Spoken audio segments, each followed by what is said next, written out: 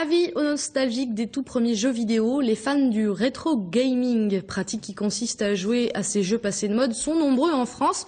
Et pour ceux qui n'ont pas connu l'époque où tout a commencé, 2 journées découvertes étaient organisées à Guéret à l'occasion de la fête d'Internet et suivies par Thomas Milon et Jean-Marie Arnal.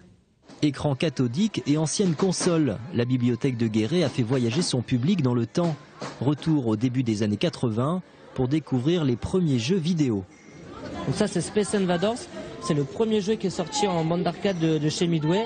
C'est le premier jeu où tu avais un score comme ça, où tu pouvais laisser tes 3 initiales à la fin. Donc c'est vraiment un jeu culte. Pour ces enfants et ces ados, les jeux d'arcade ou les premières versions de Mario Bros représentent la préhistoire des jeux vidéo. Ils ont été nombreux à vouloir essayer ces consoles d'un autre temps.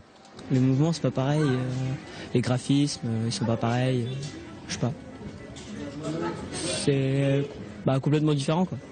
Aussi concentrés que leurs enfants, quelques parents sont retombés en enfance durant quelques parties endiablées.